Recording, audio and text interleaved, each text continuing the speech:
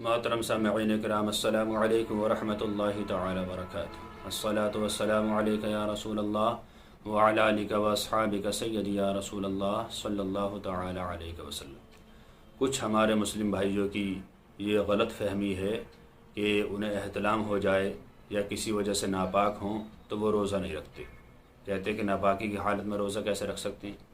اب ہم دن میں غسل کیسے کریں گے؟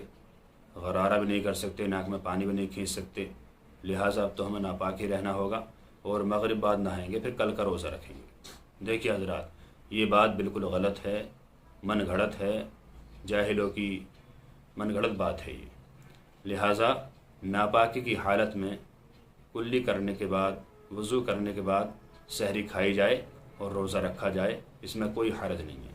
اور سحری کے بعد فوراً یا سحری کے اندر ہی ٹائم ہو تو فوراً غسل کیا جائے۔ سحری کے بعد روزہ شروع ہونے کے بعد غسل کیا جائے تو اتنی احتیاط کر لی جائے کہ جب کلی کریں تو غرغرہ نہ کریں، جسے غرارہ کہتے ہیں، اور ناک میں پانی چڑھائیں تو ناک میں پانی اوپر کو نہ کھینچیں، اس لیے کہ اب روزہ ہے۔ اور اگر سحری کے وقت میں نہا رہے ہوں تب تو کوئی حرج نہیں ہے، کلی بھی کر سکتے ہیں، غرغرہ بھی کر سکتے ہیں، ناک میں پانی چڑھا کے کھینچ بھی سکتے ہیں، کیونکہ فی الحال روزہ نہیں ہے۔ لیکن اس بات کا خاص خیال رکھیں کہ ناپاکی کی حالت میں بھی سحری کھا کر روزہ بالکل رکھا جائے گا، اور جب بھی ٹائم ملے جلد سے جلد غسل کیا جائے۔